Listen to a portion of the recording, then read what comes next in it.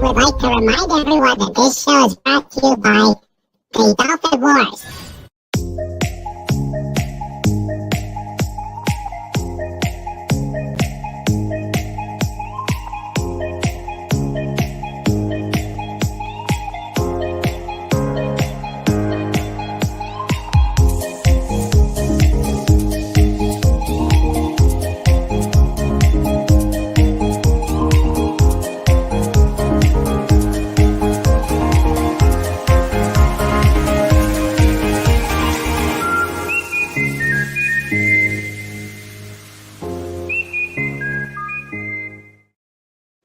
Good evening, everyone, and welcome to King Dolphin TV. We are at episode 198, 2 to go before our big 200th episode. I cannot wait, but we have a great show lined up for you tonight. We have our martial artist, Kevin Humes, here, and he's going to talk to us about his journey to his blue belt. Yes. So, and before we get started, welcome, Kevin. How are you, sir? Thank you. I'm doing well. Good. Thank you. Thank you for the invitation. You are most welcome. And I'd like to welcome those who are here in the chat with us. We have Taylor Swift, Greater Than Disney, also known as Matt G. Hello, sir. We have my amazing team of wrenchers, starting with my producer, Sandra, my better half, love you, hon, and the person who keeps sanity to the chaos. We have the amazing anti-derivative Jill. How are you, dear? And welcome to the stream. We have John Rendell. We have the first in, the last out, Legatus Legionine. And we've got the hardest working bear in the internet, Snortopupus Cuber. Dot Scream. So we will get started, and those that come on later will welcome heartily. And just coming in is Pudgy Hedgehog Adventures, and he says, yay, Mr. Kevin will put the camel clutch on Mr. Disaster in the cheesecake cage of doom. Oh, that'll work. That'll work. All right. So we will get started. As usual, I'll ask some questions to get us started, and then we will open it up to the chat, who always has amazing questions for us. Outstanding. So what's this in the background there? Oh, so what I have here on the background, I think I mentioned this, and this is my second time invitation speaking. So I might have mentioned it in my first invite. In the background here, you see it's a documentary called Choke, and it's featuring Hickson Gracie, who you see right there, right over there. That's Hickson Gracie, and who he is. He's one of the greatest, or the son of the greatest jiu-jitsu practitioner in history. So what this documentary is with Hickson, and any of you can Google it, look for it. Again, it's called Choke.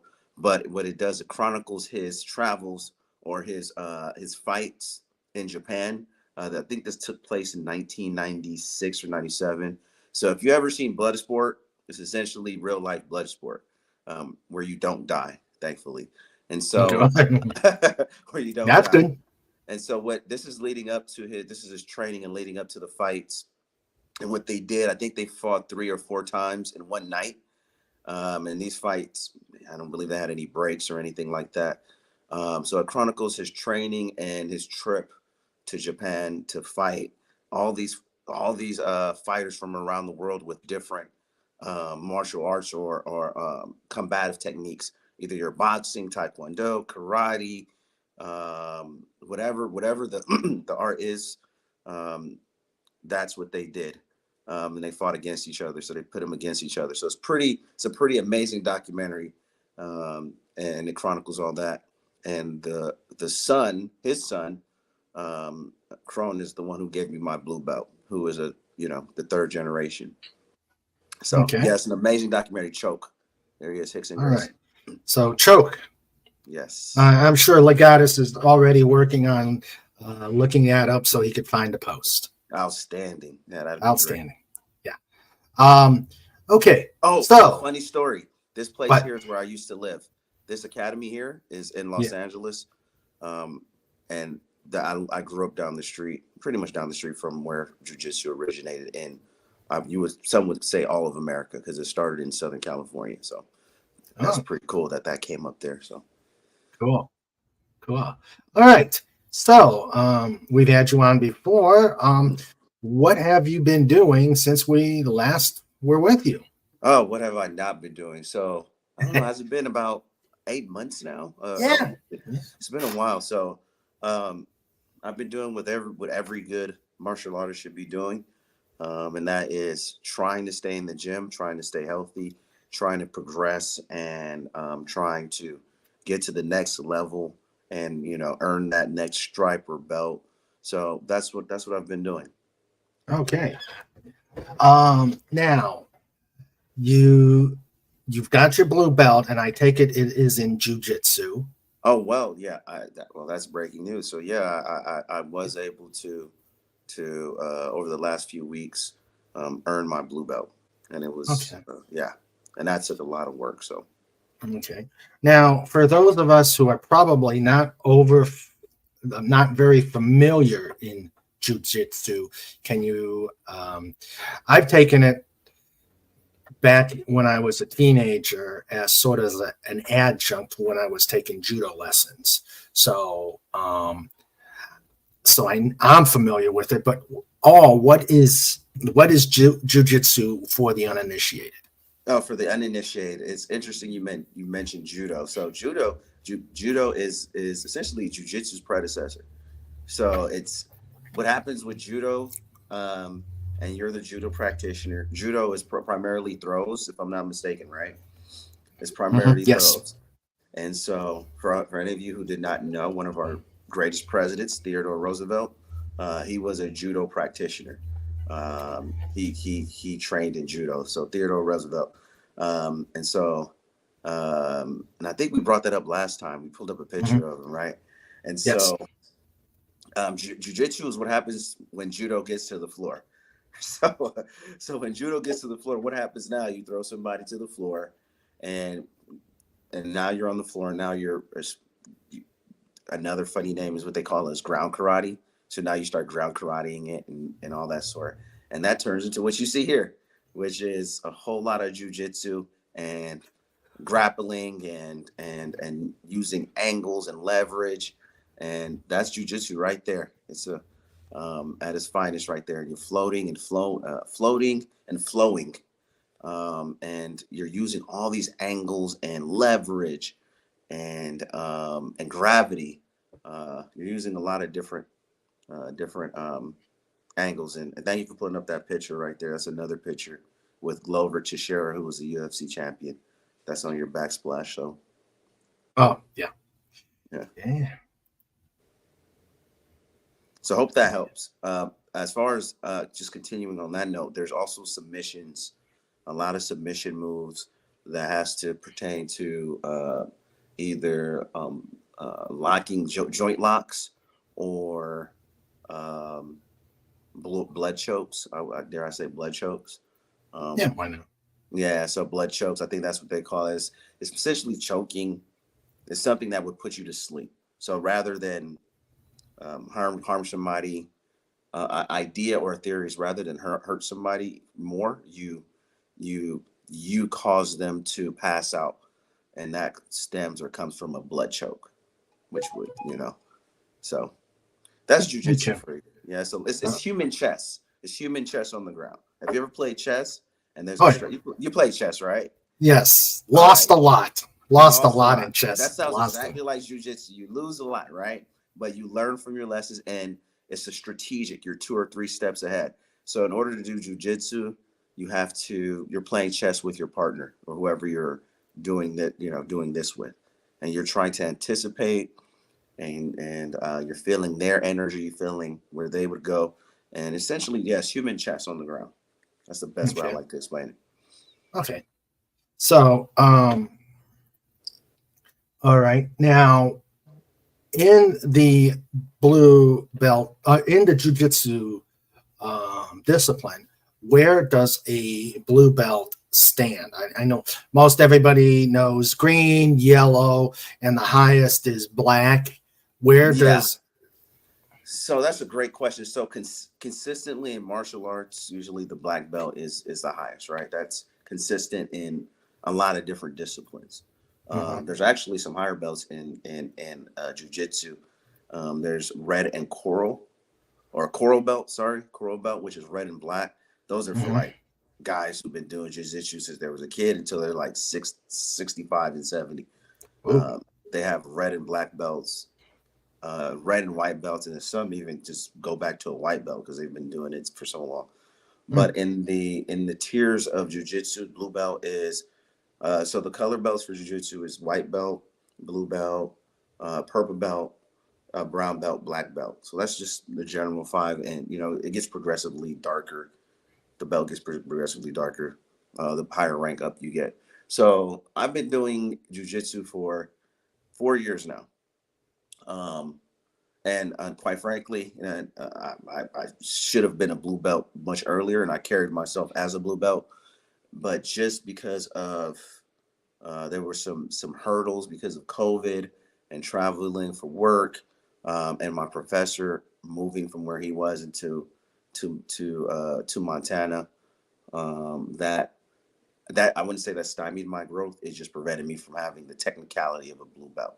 So blue belt is pretty much in the second level of jujitsu. But within that space, there's skills, varying skills. There's stripes, as we would refer to them. So Okay. And welcome, Admiral Teague, to the you're show. welcome. Yes. Okay. So obviously this is not a quick process. Uh, it you know what? It is a quick for some. It is a quick process. I would say it depends on how much time you're able to. It's like anything else. How much time can you apply to writing a book, or to learning how to shoot a dart, shoot Mhm. darts? Or it's for some, if you have the time and you have the imagination, because imagination is actually really what I've learned. Imagination is really, really key in development of anything artistic, right? And I don't know if you agree with me on that, King Dolphin, right? Oh yeah. You have to Mhm. have an imagination. So Yeah, definitely. jujitsu, yeah, it's interesting because jujitsu is one of those arts as opposed to karate, I would think, where you can experiment and be innovative in ideas and techniques, right? It doesn't there's no real there are parameters depending on your lineage, but you can be creative and artistic, and sometimes that leads to you progressing faster than others. If you have an imagination and you can understand right angles, interesting enough, there's a lot of engineers and smart people from MIT, actually from MIT, and he actually has a great podcast. I don't know if I can mention other podcasts on here, but You can mention them, but YouTube kind of frowns on putting them on. So okay, I won't do that. But there's a lot of smart people who very, very smart, like rocket scientists, like really MIT robotics people that ascend in jujitsu.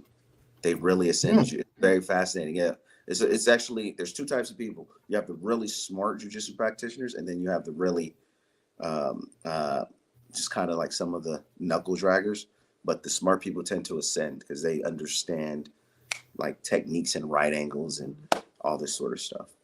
okay. One thing I remember when we were in judo is of a lot of the moves that when we tried to go for our particular belts, I never made a belt, but when we went through specific maneuvers, it was done in Japanese all the time.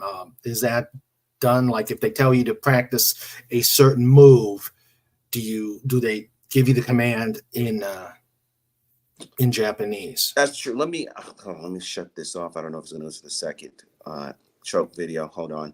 Stand by. Okay. All right. All right. I'm back. Sorry. Okay. Yeah. And there's some you said that they give the instruction in Japanese. There's a lot of terms as far as the judo throws that we practice Mm-hmm. that are still in Japanese. Okay. So all of our like kesagatami, like I'm a kesagatami guy, which is I don't know if you recall that, but if it's a judo throw, you land in a certain position. So there's a lot of crossover. All the judo stuff we say in Japanese. That's what I'm Okay. saying. All the Yeah. judo stuff. And so we still practice that in Japanese when we're doing our judo throws and judo positions, I would say, and even ground positions. So all the judo stuff is still in Japanese. Okay. So you decided to finalize and get your blue belt. What when you decided to make your final moves, so to speak, to get your blue belt, what was the process? So interestingly enough, so in my travels, getting promoted in martial arts is a very, how do I say it? It can be very particular. The reason I say that is because you're representing that master, so to speak, Mm. right? So if that master grants you a promotion, they tend to take it very personally because it's them essentially blessing you Mhm. as on this next level. So uh, but there's also a business side to it, to martial arts, to where if you're to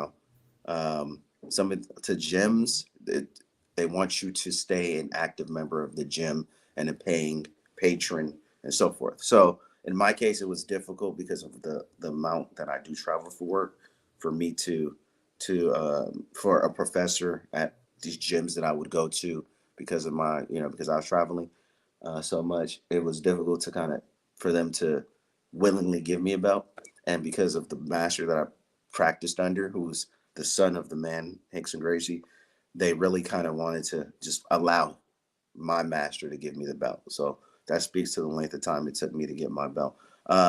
So it's interesting enough with I don't have a decision um, in getting the promotion. Some gyms they allow you to test out, like do all the moves and do all the moves and demonstrate that you can be a blue belt. In my case, and with my professor, and I might bring him up if we get some time, but he does it a little unorthodox to where you just get your belt when you get your belt, right? So it's just if he feels like it that day, you might get your belt. So um, to sum that up, I made the decision. You have to go get your belt in person, right? You have Mm-hmm. to go to your dojo, your gym. So I decided on traveling to Montana. Um, I the last time I've been to Montana to train with him was probably about a year and a half ago, and so I made a decision to go visit him because he sometimes it's difficult to visit him because he's training for fights. My professor's in the UFC. I think I mentioned that last time, and Yeah. so you can't train with him, or you can train at the gym, but I can't train with him when he's training for a fight because training for a fight is a different animal, right? It's a different mindset. And so he recently had a fight in May in Newark, New Jersey.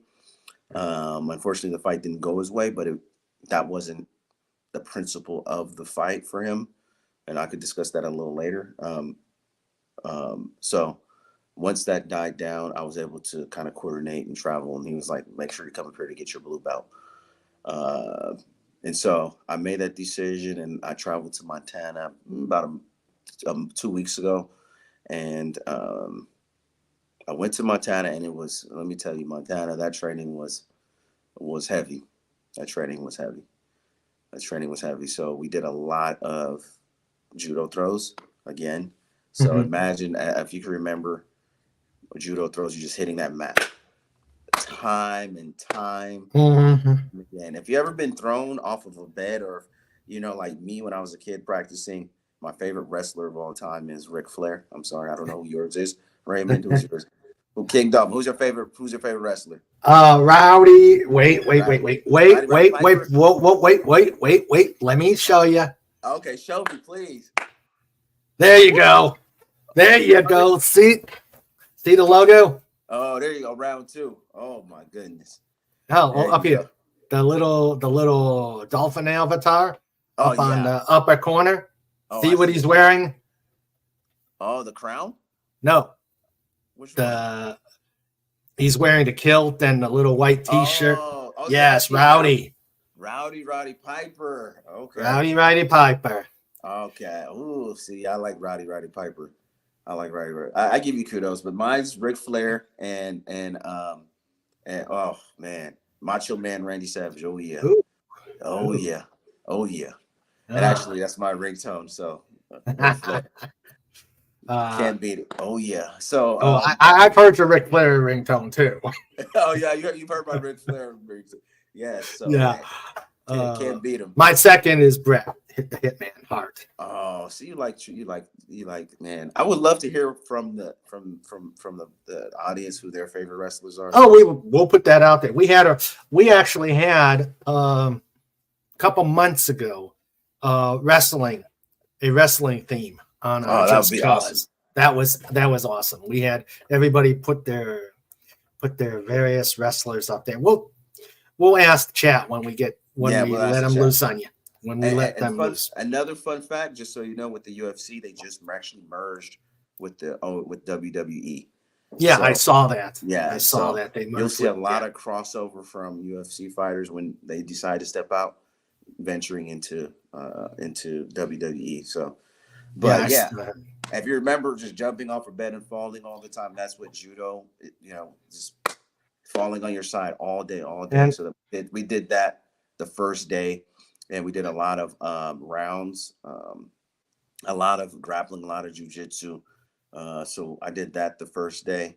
The second day, did a lot of the same thing, and he didn't want me to do a lot of the training because of the traveling. And for any of you who have been to Bozeman, Montana, it's higher altitude than most places. But it was just a lot of rounds I got in. I really wanted to earn my blue belt. So it was a lot of training. I was in a lot of pain, to say the least. Well, when you were saying being thrown onto mats, in my case, I actually got thrown onto the hard floor. Oh yeah, I remember you telling me. And the thing is, when you know you're going to get slammed onto a hardwood floor, everything moves in slow motion, and you say, "Oh boy." I didn't swear when I was a kid. I said, "Oh boy, this is going to hurt," and I could, it was just like slow motion. And I'm sure you've had a few of those too. Yeah, it's you don't want to get thrown. Well, I haven't been. I would never want to get thrown on a hardwood floor in a judo throw. It's just I don't think people understand the momentum that's going on. It's not like you're getting thrown; they're twisting and throwing you with momentum. So imagine I don't envy you hitting the floor in any judo throw, because that momentum is not fun. It's not even fun on the mats. And we did that over and over. And then we went through a lot of rounds where someone is on your back or on your side. And you're just doing a lot of repetitions, and then you work out afterwards again. So it was very, very grueling, very, very grueling process. So your evaluation wasn't a scripted set of moves. It was, was it an actual match that you went through and got evaluated? So it's different. There are some jujitsu schools who have a roadmap or a curriculum map, so to speak, to where you demonstrate You can do this throw, you can do this move, you can do that. Um, and then you can promote. And that coincides with, which you how you demonstrate and present in class and present during open mats or whatever. Mm-hmm. Uh, the the school I went to, or Chrome Gracie, and what I'm used to, or is not is extremely traditional. Whereas it doesn't matter if you have a stripe or not. If you demonstrate that you are a belt, or if you fought for it, then you get a belt. So for my promotion, it wasn't scripted. It was a combination of time spent, dedication.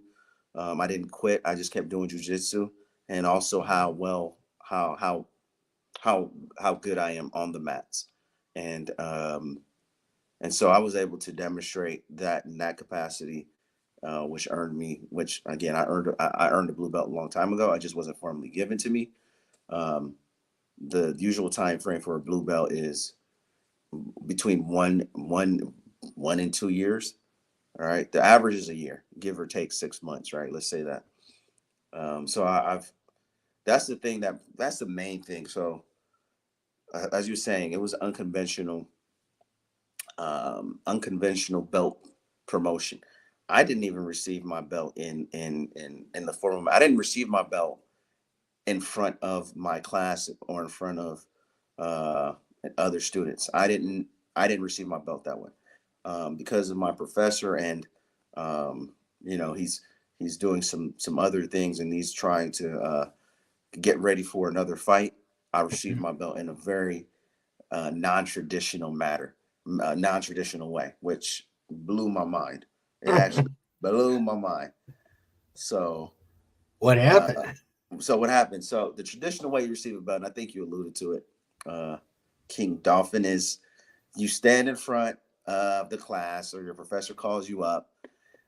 There's different ways. I gotta explain it to you. I wonder if you could pull up this, but there's different ways. So some gyms will call you up, the professor will call you up, or they'll say some kind words about you, like King Dolphin, you're good with this class. You bring humor and you bring technique and you do all this stuff. Come on up for your belt. And then you come up and then they'll choke you out, right? They'll choke you like this, and then everybody clap.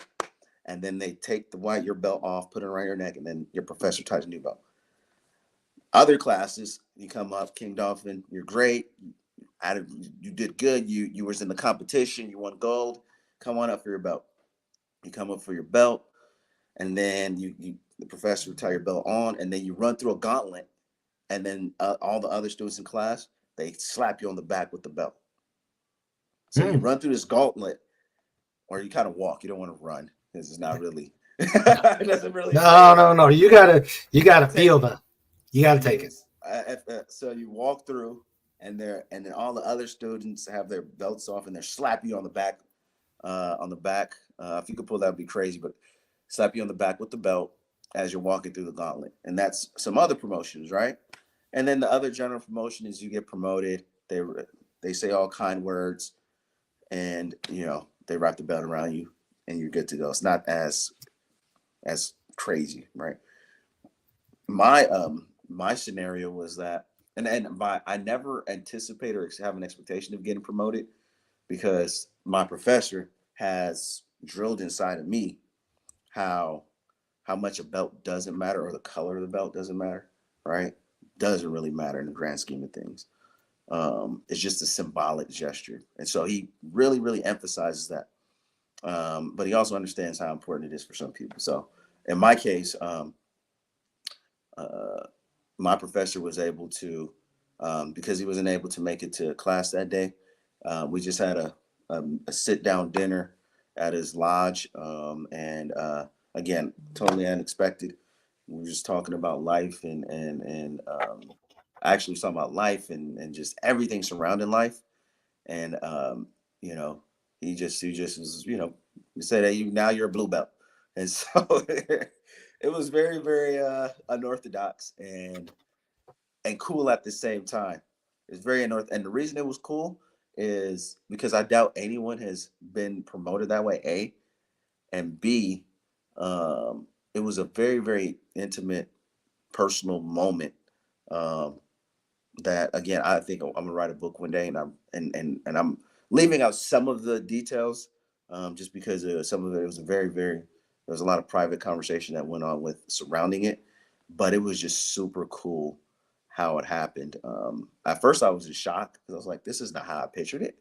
I pictured, standing in front of this is weird. I have a taco in front of me and all this, but it was very very surreal, and there was a lot of things that went into it because that belt, the white belt, for me symbolized much more than just being a white belt. I went through so much in life during the course of 4 years. Like I started jujitsu right before COVID, Hmm.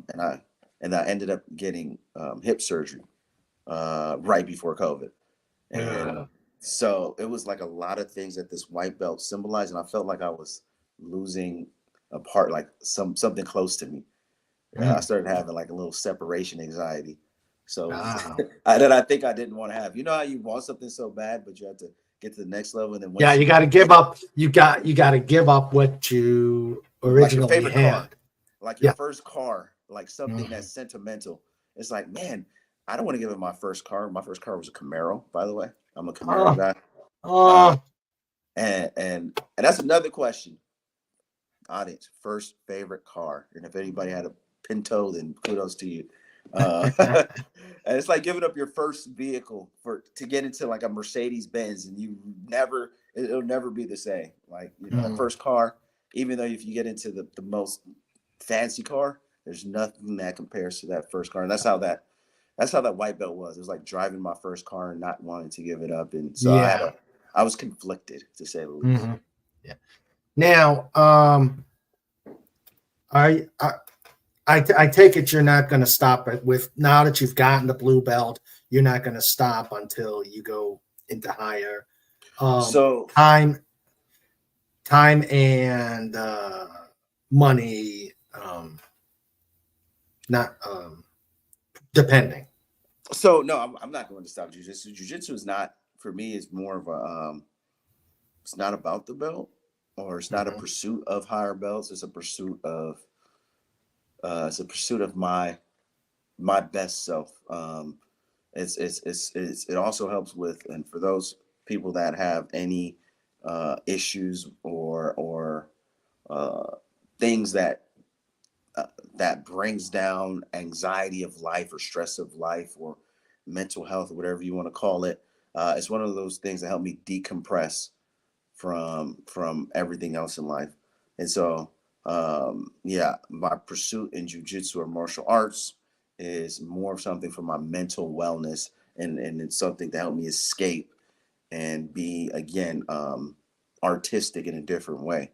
Mhm. And so it's I'm not going to stop. And Oh, if I so happen to get another belt and keep promoting, that's just a byproduct of me trying to be my best self, the pursuit of my best self. So no, that purple belt is next. I'm not really eyeing it, but I'm eyeing it, and honestly, I'm not gonna. It will not take 4 years to get. It's not gonna be. That's the beauty of it, and that's another thing, King Dolphin, that I realized. The hardest belt to earn is your white belt. Mhm. For anybody out there, the hardest belt to earn is your white belt. What does that mean? And I think you know that, and everybody close to you knows what that means. That means the hardest part in doing anything in life is starting it. Is Yeah, it's beginning. getting started. It's Yes. getting started, right? It's getting Hmm. started. Like writing that book. The hardest part to writing that book is Yes. what? I don't know because I'm getting there, but it's starting it, right?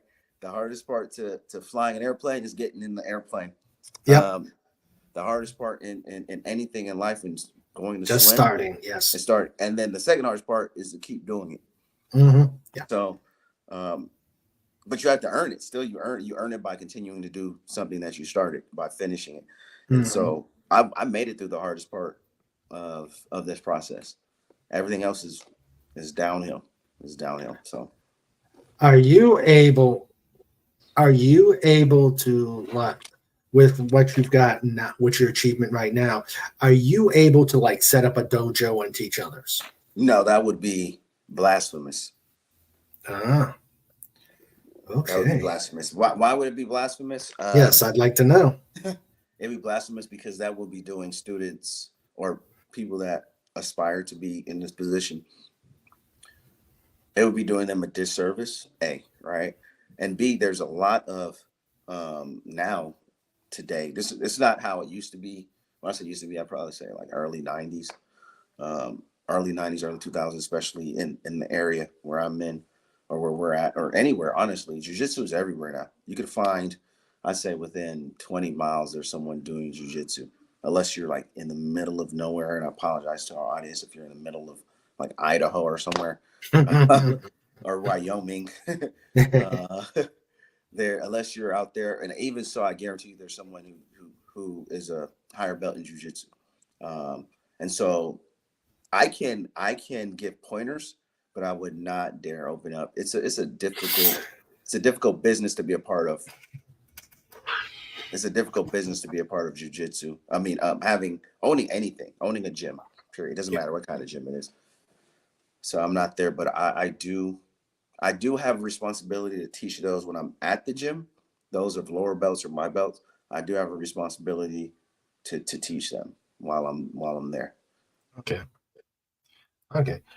So you'll be making probably a few more trips to Montana besides to practice your craft. Yeah, I will. I will probably go twice. Actually, Montana, Bozeman is a beautiful place. I do plan on going at least twice, at minimum twice a year.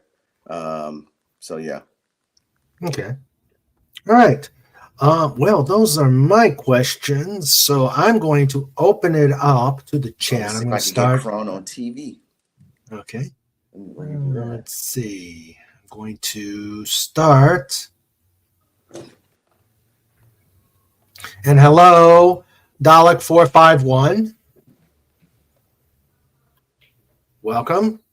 And I think I said, let's see. Got him?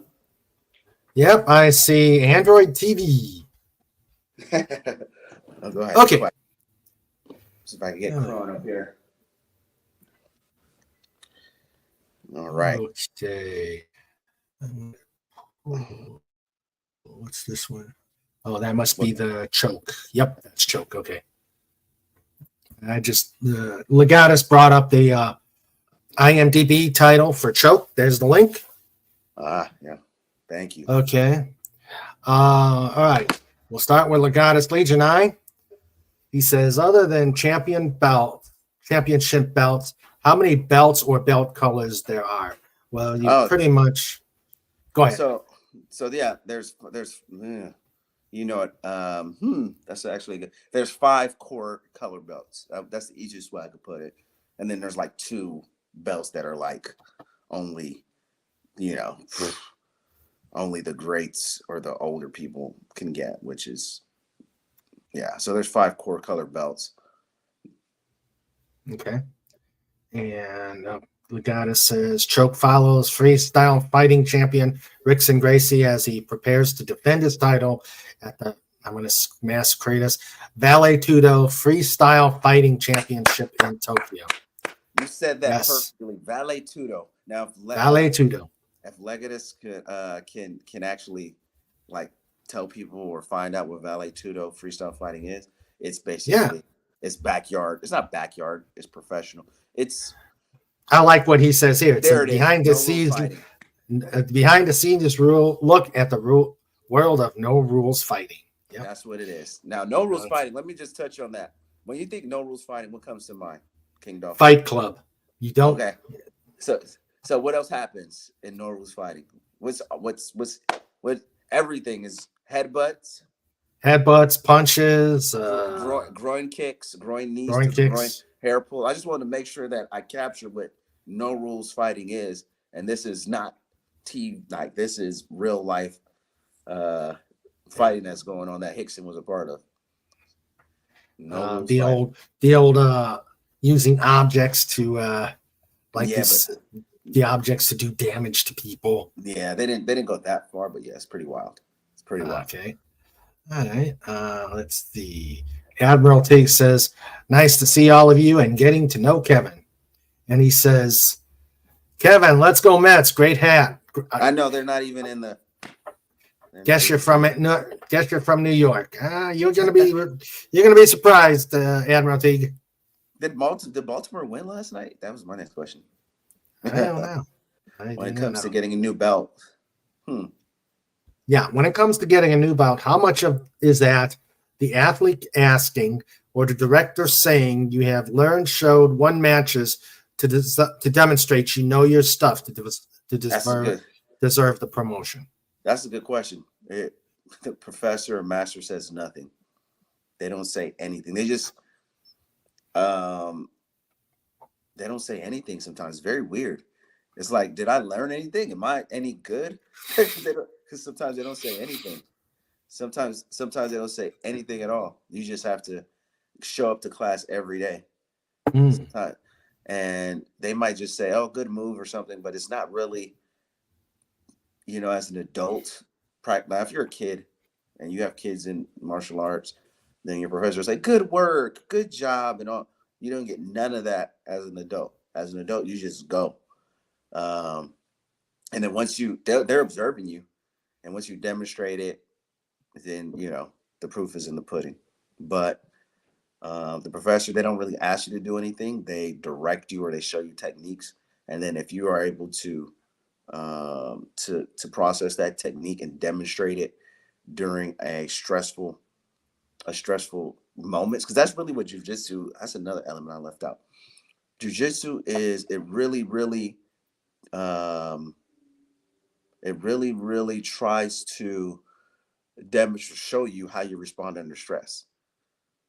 So some people, when they get in water and they start panicking, so jujitsu, for you to be able to execute in any martial art, honestly, you have to be able to slow down your thinking in stress. So if you can learn something, a technique that your professor taught you, and execute it when someone is trying to choke you and pass you out, or break your arm, or break your wrist, or break your ankle, and you're able to execute whatever, then that's what the professor, the master, is observing. So if you're able to do that under stress, and that demonstrates that you are able to probably get promoted to the next belt. Okay. Let's see. From Legatus again. WWE and MMA fighters have a long history. You got Ken Shamrock and Ronda Rousey. Do you think many MMS fighters, when their MMA career is coming to a close, will decide to become WWE fighters even more now? Yes, there's so much money to be made. And it's funny you mentioned Ronda Rousey and Ken Shamrock. If you look up the UFC, I believe it's UFC 3, where Ken Shamrock versus Royce Gracie, who was the uncle of Kron Gracie. Ken Shamrock, it was a 30-minute UFC match where Ken Shamrock fought Royce Gracie. And yeah, he went a lot of wrestling. That's another sport. They call it a sport, but it's wrestling is a crazy sport. And I would call it martial art, where they, that translates well into martial arts. Ken Shamrock, he practiced, was it Shuto? Was it Shudo or shoot boxing or whatever? But he practiced. It wasn't jujitsu. It was another. Was it Shudo? Couldn't be Shudo wrestling. But he was a brutal, the scariest man on the planet. That's what he referred to himself as. And yeah, he was in UFC 1, UFC 2 and 3. He was in the UFC for a while, and then he went to a great career in WWE. Same thing with Brock Lesnar. Brock Lesnar was the heavyweight. Oh yeah, yeah. Brock Lesnar was a heavyweight champion in UFC and still was in WWE. There were some people that didn't translate well, like CM Punk. CM Punk, he was in the WWE and then went to UFC, and he did not perform well. Yeah, CM Punk didn't perform well. Ronda Rousey. So it's more difficult to go from WWE to MMA than it is MMA to WWE. And yeah, you're going to see a lot more because that audience base, they already have a audience base. And so you can just take that. It's just going to be a lot easier to cross-pollinate. And it seems like they've got. You see someone in wrestling. They obviously have some of the old school, high school knowledge of wrestling, but it also looks like they do have some MMA experience even before they get into the squared circle. Yeah, you're talking about the wrestlers. Yeah, the wrestlers. Yeah, a lot of them are just athletic. A lot of them are. One of my one guy who's a black belt who I did jujitsu with in this area, he actually is getting into successful jujitsu practitioner, and now he's part of the what's his name, Mush Brothers, but he's getting into professional wrestling. So um, it translates well. Because they already understand the techniques, and so it just makes sense. There it is. Yeah, so you'll see a lot more of it. So it's going to be even more of a transition between the two venues. Oh, it's gonna be so much easier. It's just sometimes as wrestlers are, I mean, it to me as far as capturing that Ric Flair or that Rock, Stone Cold Steve, having some of that charisma, that charm, that is going to be more difficult to find. I don't know if there's very few MMA fighters that have that same type of charisma and charm that those fighters have. Even Ronda Rousey, as great as she was, she doesn't have the charm of some other, female WWE fighters, right? So, okay.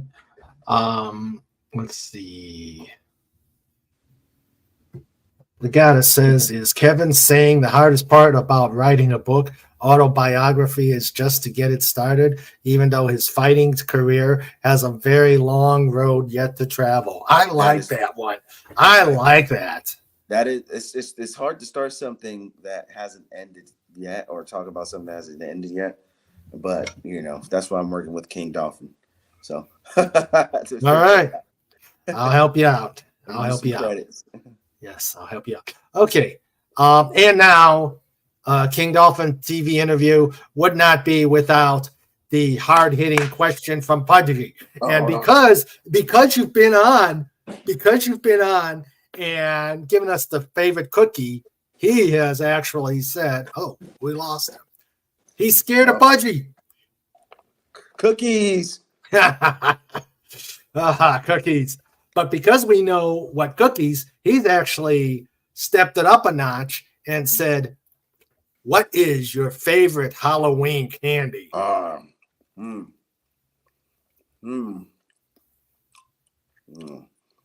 Favorite Halloween candy? Yes. I'm a Reese's Pieces person. I love Reese's Pieces. Oh, okay. Reese's Pieces. Yes. All right. Reese's. Yeah, I'm keeping track of all the when Pudgy asks the questions. I'm keeping track of who says what. Let's see.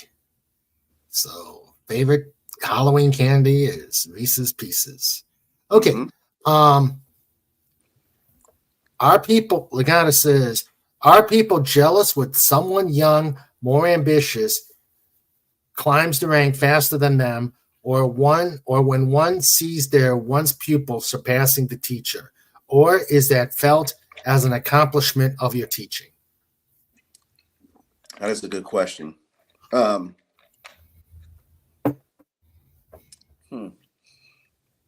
I would say jealousy does exist. And it's not really, I wouldn't say jealous. I would say you question yourself. Imagine you, King Dolphin, you're training. You see someone else, you've been training for 2 years, right? And someone started a year ago and they passed you up. How would that make you feel? I'd feel a little self-conscious, saying, what am I missing? What am I not doing?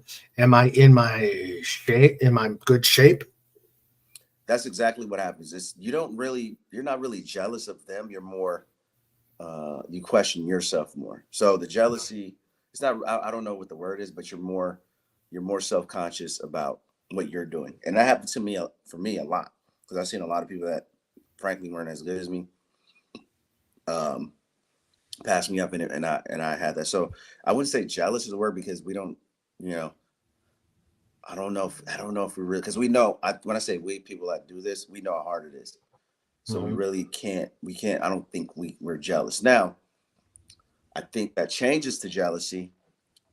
At our level, at my level is different. Now, when you get to a black belt and you're competing in ADCC, and can someone look up ADCC for me?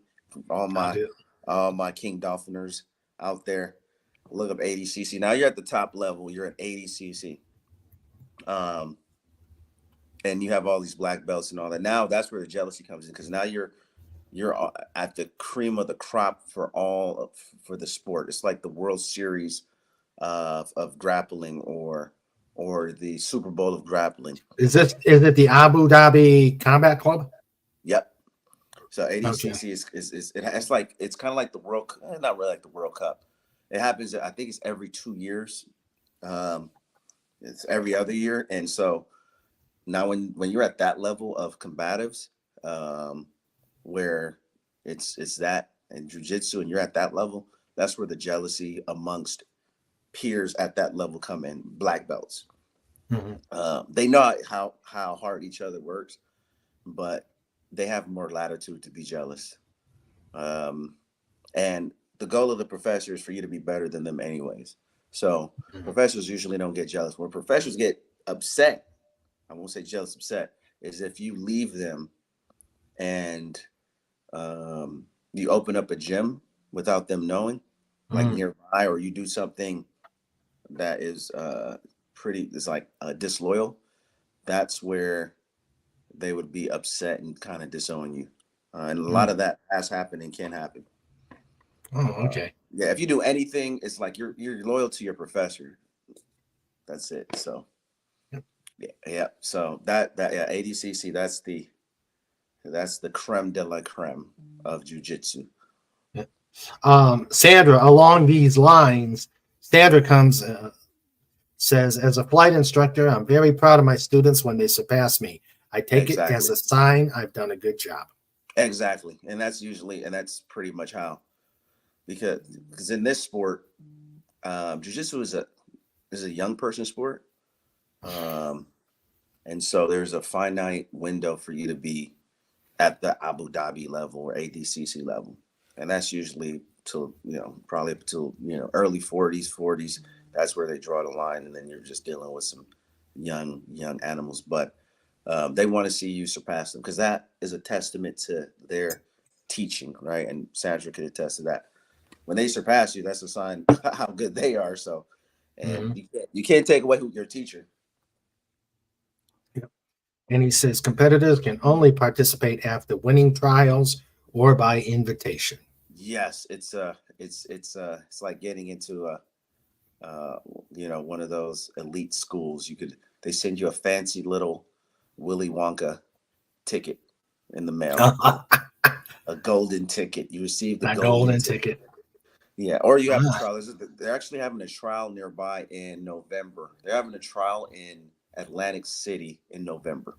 okay. ADCC. It's not something I would compete in. That's not something I would compete in. Okay. Let's see. The guy says, according to the wiki, Ken Shamrock's fighting style is called shoot fighting. Exactly. Yeah, shoot fighting. It's wicked. It's wicked. It's wicked. Shoot fighting and sambo. Sambo is wicked also. That's what yeah, sambo is there's a lot of crazy fighting styles out there, King Dolphin. Mm-hmm. I think I showed you one pretty gnarly move. Yeah. A few, I showed you with this here. Yeah. Oh, yeah. I remember that. I remember that. And I remember, and I keep the heart you're saying, and I'd like you to explain it to the chat. when you tell me to be water. Oh, be water. So for all of my Bruce Lee fans out there, Bruce Lee coined the term "be water." Be water, my friend. Be water, my friend. It's one of my favorite movies to watch. By the way, is Enter the Dragon. Actually, all of his movies. Um, so what did Bruce Lee mean when he said "be water"? What I gathered is that he meant to flow. Water is one of those things. Water is formless, right? So water just conforms to whatever space it's in, right? It Mm-hmm. adapts. Water adapts. So Yep.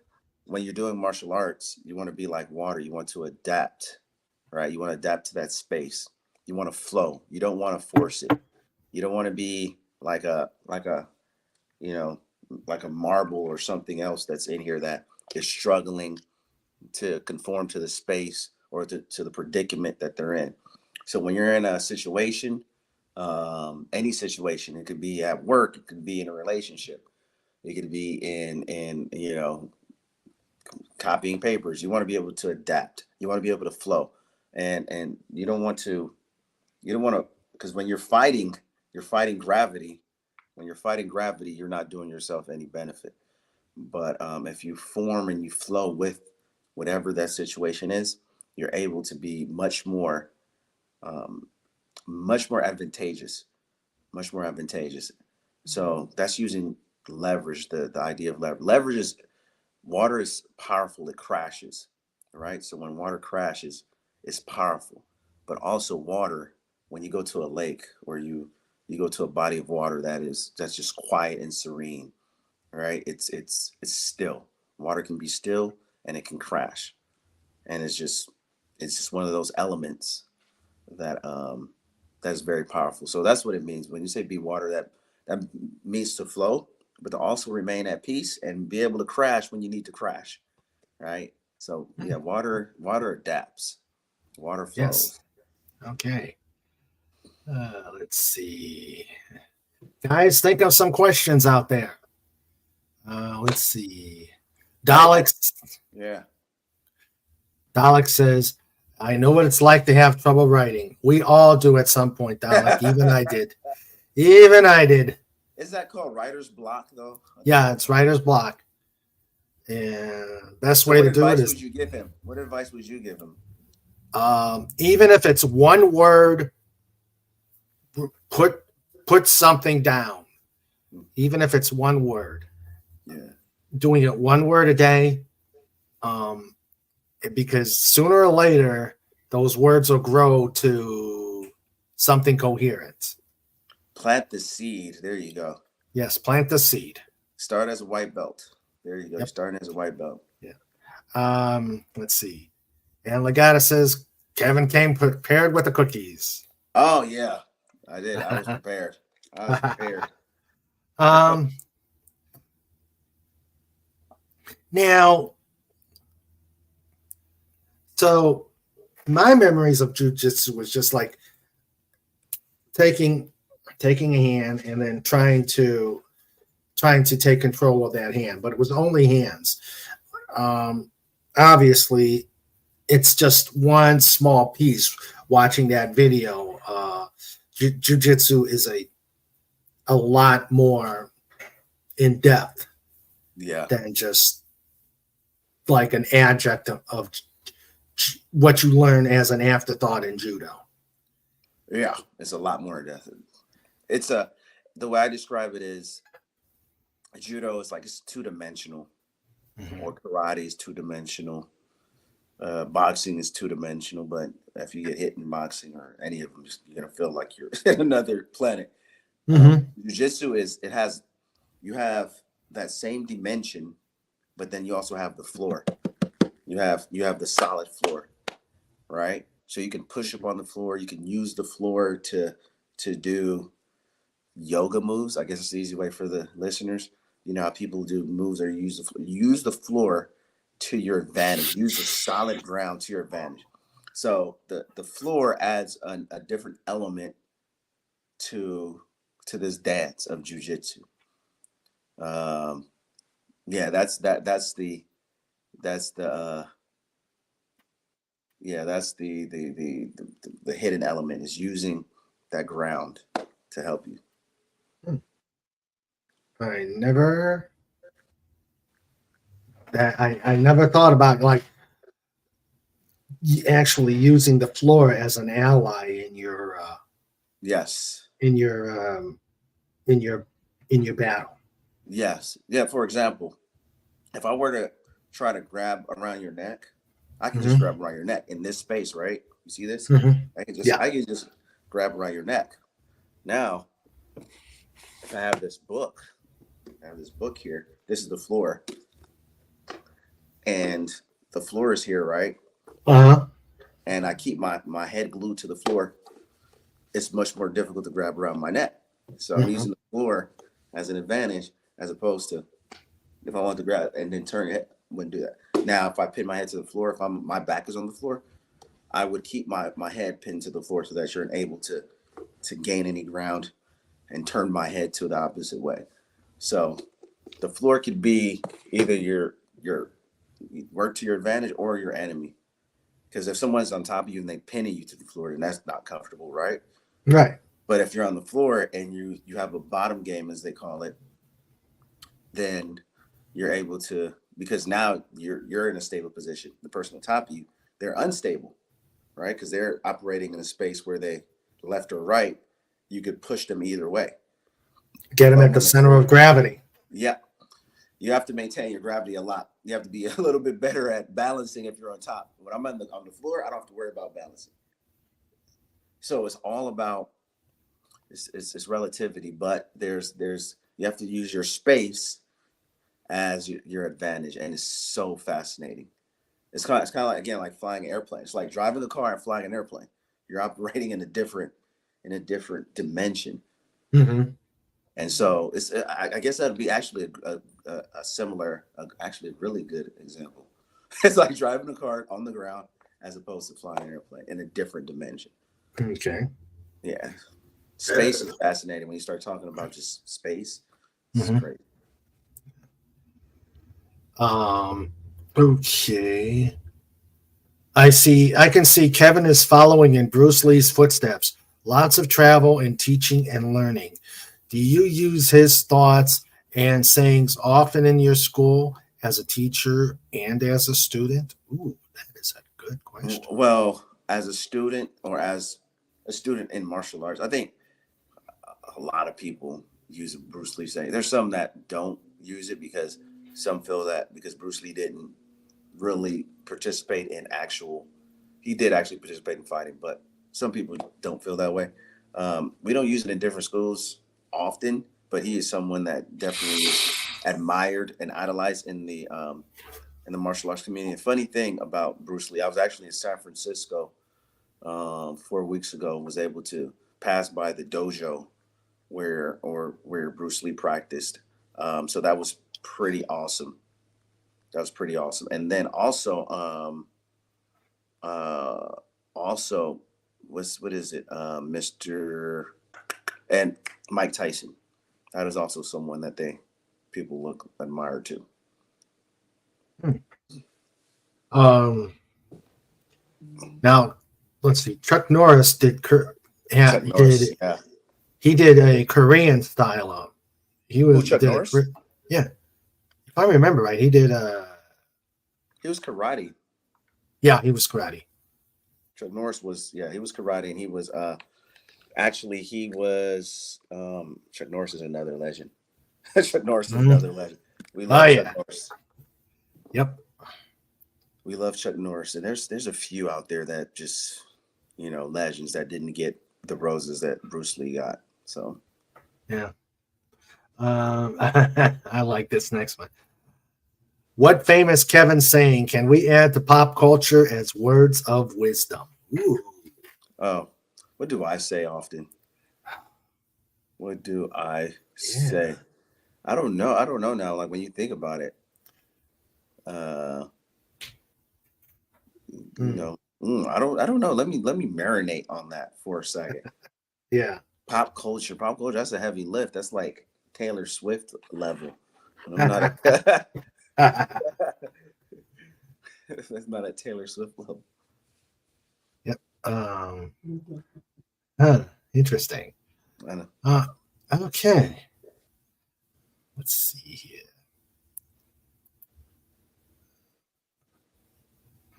Yeah. See, Lord Goddess he's amazing. He's an amazing researcher. Go. Hey, while they're at it, can they look up Steven Seagal, who's actually pretty badass? Steven Seagal.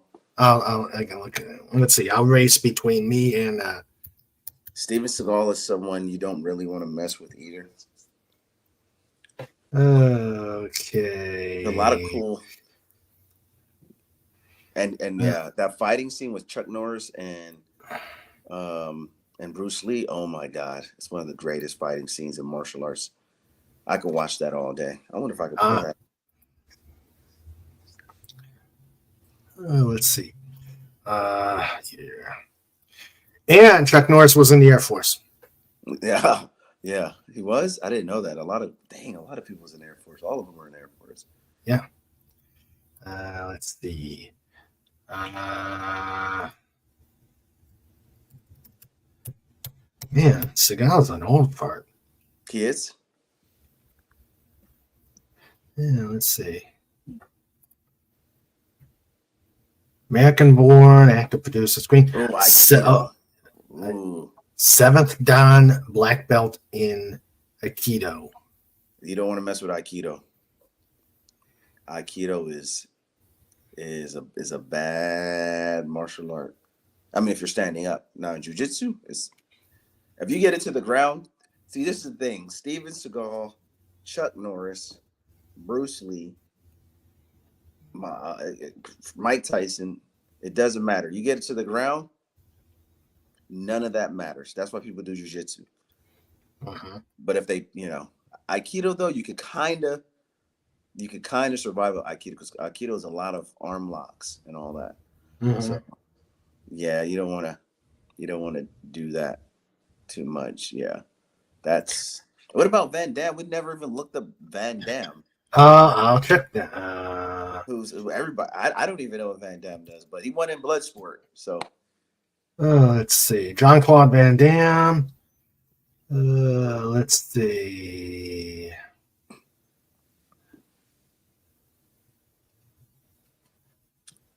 Karate. Yeah. And karate and crazy, I'm sure. Yeah. Let's see. We're learning a lot about martial arts today, which is good. Actually, very good because I'm learning also. Yeah. Just how many people out there knew that there was so many different martial arts out there? Yeah. Okay, guys. How many did know that? We already went through 4 different of our favorite martial artists in the world, and Van Damme, who now is 2, karate and kickboxing. Yeah. Tatsundo, I think, was Bruce Lee.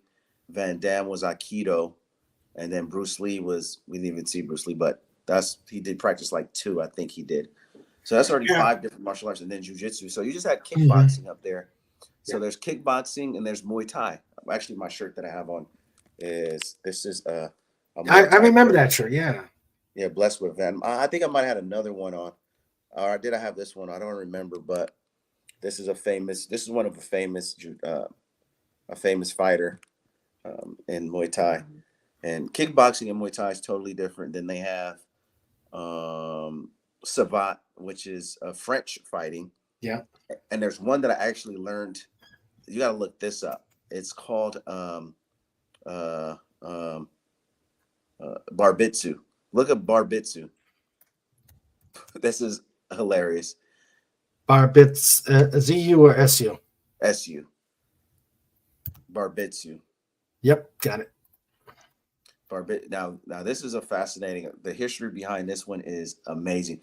So if you ever watch fights, this is attributed to 007, James Bond. So if you wonder what martial art or what fighting style James Bond used in his movies, is Barbitsu. For all those people out there. Wow. I know, right? It is. Yeah. James Have Bond does. Have you've heard of Krav Maga? Have you, the Israeli? Yes. Yeah. Yeah. I actually have a shirt because I trained a little bit of Krav Maga. So I have a shirt here that I have it right now because I like wearing martial arts shirts, and it's a Hmm. yeah, Krav Maga is a great art. Barbitsu. Oh, there it is. Barbitsu.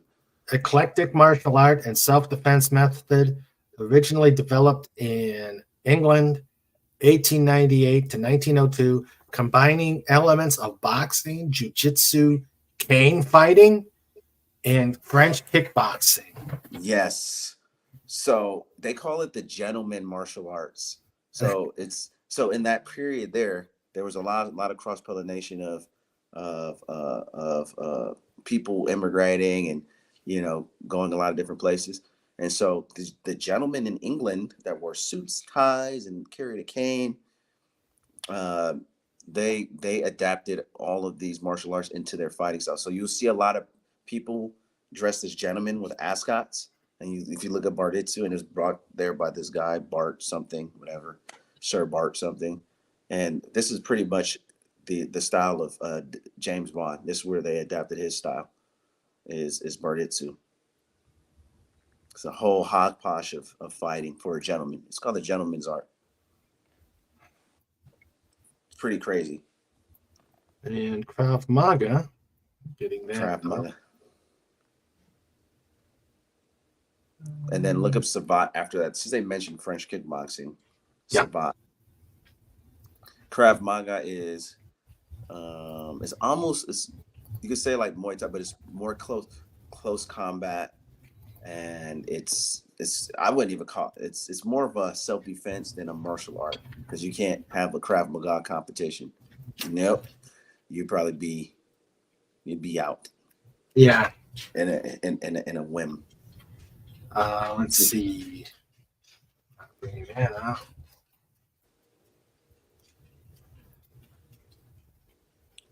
Yep. Israeli martial art developed for the IDF, derived from a combination of techniques used in Aikido, Judo, Karate, boxing, And wrestling. and wrestling. Yes, That'd be wrestling. it is So, known yeah, for its focus on real world situations and its extreme efficiency. Yeah, you can't really you could train for it, but you can't, look up Sambo fighting. Okay. Now that's 7. And whoever's keeping count of the martial arts, we hope you take I think we're at 8. 7 or 8. Sambo. Or Sambo. Oh. Yeah. Or Samba. No, not Samba. Samba's a dance. The Samba dance. Well, okay. Sambo. Remember, Sambo fighting. We're going to. There it is. Usually is a martial art with Soviet origins. Amateur wrestling. Amateur wrestling, included by UWW and the World Wrestling Champions, along with Greco-Roman wrestling and freestyle. Yeah. And now, check, since we're on that, Sistema, which is system and with an A. Now, this is all crazy fighting styles.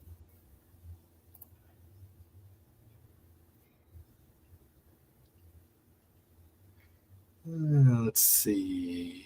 Sistema fighting. There's so many martial arts. We haven't even gotten to the Filipino martial arts, which is amazing also. Yeah. Let's see. It seems like everybody's got something. And that is the beauty of this is why I travel so much. Because you got to understand that there's been like wars that throughout history, right? Wars have been on through, so people had to defend themselves, and people, civilization and cultures were. Is that Sistema? That's Sistema. Oh wow! Training includes, but it's not limited to hand-to-hand combat, grappling, knife fighting. Yeah, if you see Sistema, it's wild. It is wild. So it's wild. But yeah, these people had to evolve or adapt and create like martial arts that fit their personality. So martial arts fit the personality of that culture and tradition. And so it's so fascinating to travel and learn about these martial arts. All across the continent of Africa, there's tribes that have various fighting techniques that lent itself to their survival, right? So martial arts have personality. It's not just this monolithic thing. So um, interesting enough, going back to the fight of my professor in UFC, his last fight, he was really, it was interesting. He was trying to stand up for something greater than UFC because it turns into competition. People see UFC and MMA and they're like, oh, it's for the competition of it. But there is some sport too. It's like how the gladiators fought in the, you know, fought in the Coliseum. There's just an essence to it that you can't recreate outside of it. And so sometimes it just gets back to the principle of that art. Um, yeah, it's a beautiful thing. That's why I travel.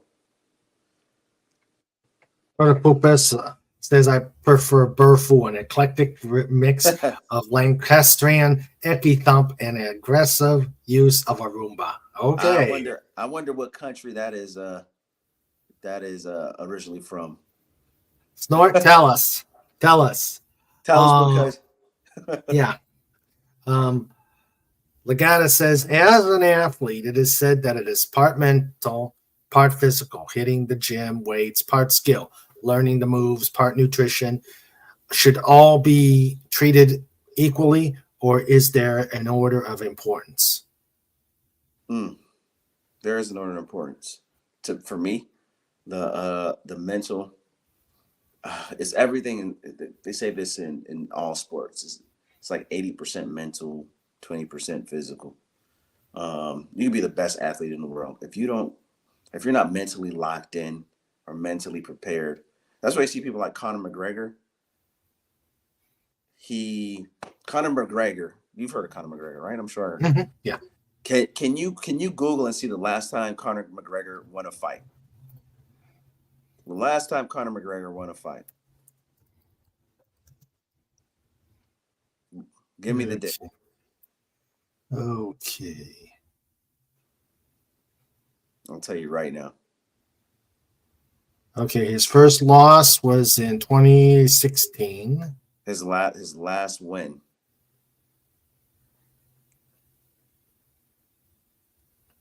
His last win.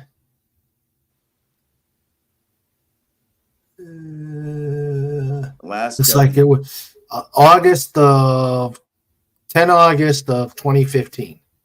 No. He won after that. Okay, let's see. Let's see. All right, he retired. He retired in 19. No, Conor McGregor. Which Conor McGregor are you looking at? no, he didn't. No, 19. The Irish. Yeah. Conor Anthony McGregor. Yeah, he didn't retire in 19. That was be 20 years ago. No, 2019. Okay, so his last win was when? I'm looking. Does not. I'll tell you right now. Unless does not give a record here. No, wait, hold on. I got it. One. His last win was 2020. Was 2020. Yep. All right. January 2020. And before that, when was his last win? 12 November 2016. Thank you. So he went. How many fights has he won in the last 8 years? 2 fights. Yeah. His last win was 2016, and his last real win was 2016. He fought Cowboy Cerrone in 2020, but that doesn't count because that wasn't for a belt or anything. So we're in 2023. Conor McGregor, the biggest MMA fighter today, has only won 2 fights in the last 8 years. the point I'm making with that is because again, last fight doesn't count because it wasn't for a championship or his last win. He fought like twice before, broke his leg, all that, whatever. The reason I say that is because Conor McGregor has made so much money that he's no longer mentally dialed in into fighting. He doesn't need to fight because he's worth $500 million, $500 million. So to that question, the most important, valuable thing to have as an athlete is believing in yourself, and that goes for anything in life, right? But you got to have like a killer instinct, so to speak. There's some fighters that go in there with a loving instinct, I guess, but yeah, fighting is instinctual. It's primal. Fighting is primal. Combatives is primal. It is primal. I cannot emphasize that. It sounds a little crazy, but it's primal because it's something that we needed to do to survive. That's true. So combatives is primal. That's why the most successful combative beings, the people you remember, the Genghis Khans, you remember Genghis Khan. People, you remember Julius Caesar. Yeah. Right. You remember these people. Why? Because they were amazing at strategy and combatives, and they were mentally locked in for whatever reason. So I don't think we cover all that, but that your mental is the most important asset going into anything in life, honestly. So. And Snort and Dalek are saying Eki Thump is from an episode of a British comedy series from the 70s called A Goodies. I thought I was going to say The Goonies. I was going to say The Goonies, but it's The Goodies. It's from a British comedy called The Goodies. It's a fictional martial art using striking blows using black pudding. I guess I got to look up my British TV. I know. Admiral Teague says he seems to only fight 3 times a year in a good year. Oh no, yeah, but he hasn't fought since in a good year. But you'll never see him fight 3 times again. He has actually. It's funny. It's funny that we bring up Conor McGregor. So today, it turns out that Conor McGregor that they're trying to get Conor McGregor to fight on the UFC 300, which is like it's going to be a huge event because it's 100, right? So yeah, it's 300. Yeah, 300. It only happens once every 8 years or something. One of the hundreds or whatever, 100, 200. And so UFC is a lot of MMA promotions do not use USADA. USADA, what is USADA? USADA is an anti-doping agency for athletes. They use it for the Olympics. They use it in everything. But the USADA got so pissed today, and this is crazy news. It got so pissed today because Conor McGregor has not fought since 2021 or something, where he broke his ankle. His ankle, if you see the video, his ankle came apart like this, and he was standing. Oh, that sounds painful. That looks painful. Yeah, so he retired and got out of the USADA drug testing pool so he could use probably, drugs to help him heal better.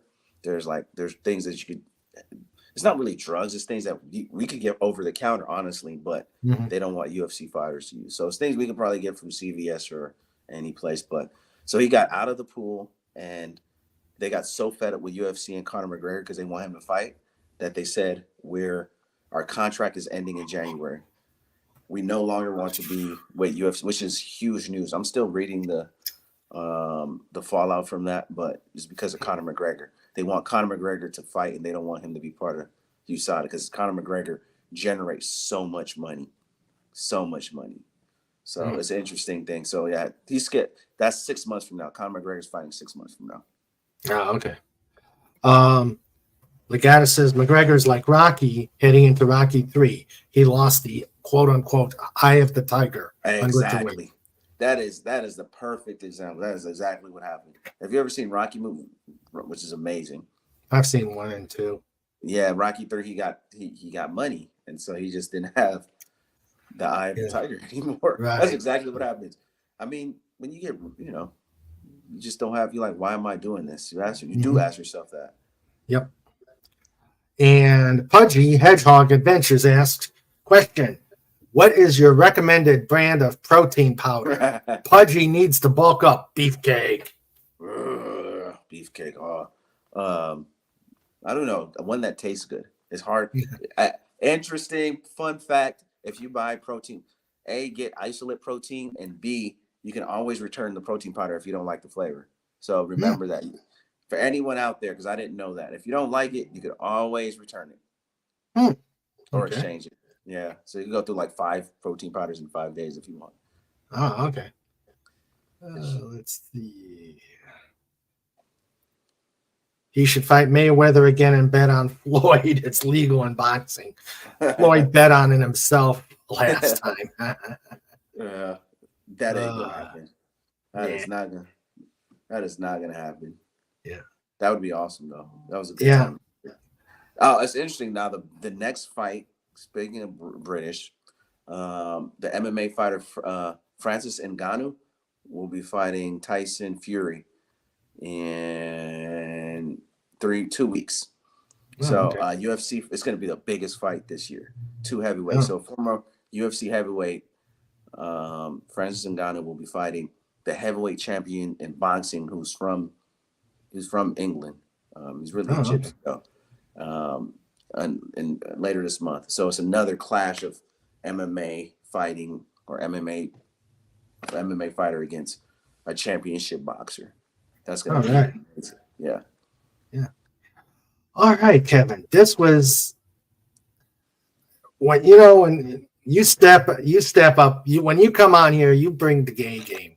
You bring the A game. It's always a great time to have you here. And I bring the cookies. Yeah. And the cookies. Pudgy cookies. Cookies, yum. Good cookies, yeah. Thank you again for coming. I really wanted to do the talk about the blue belt because I really wasn't all that aware of the various belts that were out there. So it was very interesting. I'm sure the chat found it very interesting. And, well, judging from the questions, they were asking some good ones. Yeah. And Pudgy says, yay, cookies. Ooh. And, yes, and he's asking, is it time? Yes, it's time for show notes. Woo! Yes. Let me get it on. Yep. We have the new bumper for show notes.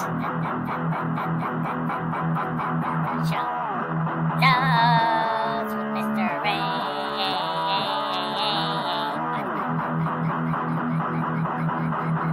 Show notes with Sandra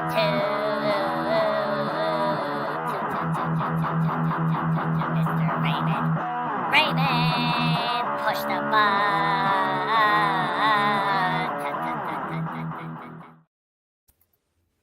All right, now we're at show notes. We got again. This was an awesome show, and I am so glad we were able to get Kevin on. This Saturday we're gonna do Just Cuz on Saturday. The chaos, the frenzy, the kitty table, all will be here. On the 18th, a week from today, will be episode number 200.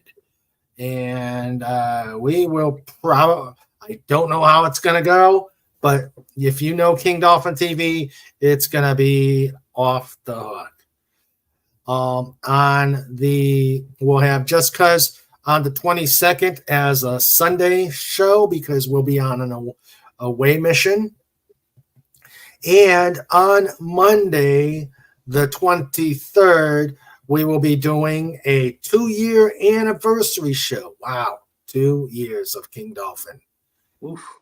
Yes. Hope to have everybody here, guests, interview, the chat, the panel, the guests, everybody. And on the 28th, coinciding with Just Cuz, is my I wish I could say the 28th birthday, but on October 28th will be my birthday. So we're going to, if the Podtober continues, it's going to be a great time for everybody. And Dalek says, if you're interested in seeing Eki thumping action, look for the Goodies episode, Kung Fu Capers. It's absolutely hilarious. I'm going to have to find it and see what that's all about. And Legata says, show notes, stared him off. Nah, Kevin's tough. He can handle show notes. He can handle show notes. All right, so that is show notes. And for you, Kevin, I'll bring back the old school one. Ooh. The one to be disturbed. Let's see. It's time for show notes. It's time for show notes. It's time for show notes. With Mr. Raymond and Sandra too. It's time for show notes. Dun. All right. Kevin, if you could stick around after in the back room, we'll talk about how things went here. But I think they went amazing. I'm always glad to talk to you because you bring so much energy. You talk about mixed martial arts and let people know what it's all about. It's not just the glitz and glamour. It's hard training, hard work, and a lot of pain. Yeah, that is true. A lot of dedication. All right, so let me thank everybody who was here. We had Admiral Teague, who was here. We had Taylor Swift, greater than Disney. Look at us. That's King Dolphin TV's ring girl persona. I'll get you for that, Legatus. No, I won't. And then my amazing wrench team, Sandra was here, producing and sending me messages over the phone, and all in all, keeping me on track. We had the amazing anti-derivative Jill. We had Dalek 451. We had John Rendell. Legatus Legion I. Great questions tonight. Great research. Awesome. You brought your A game tonight, Legatus. Pudgy Hedgehog and his hard-hitting questions. Hard-hitting Hedgehog for a hard-hitting show. And, of course, the hardest, the baddest working bear on the internet.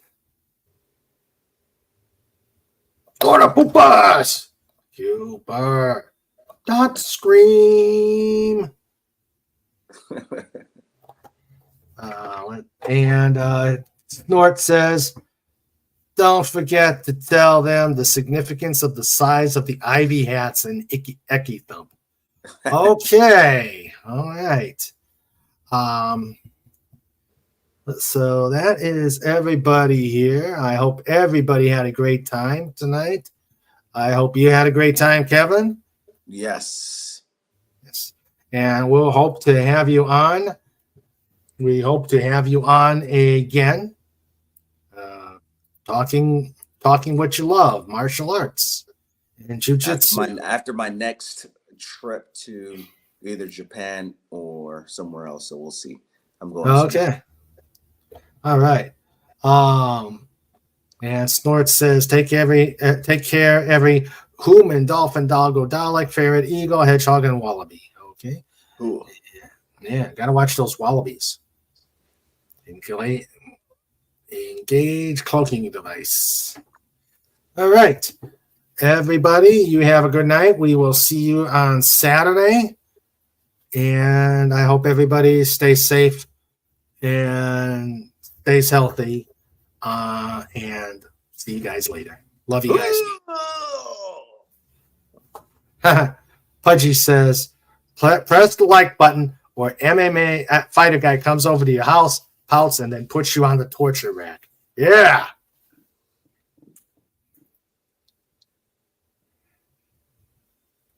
Ugh.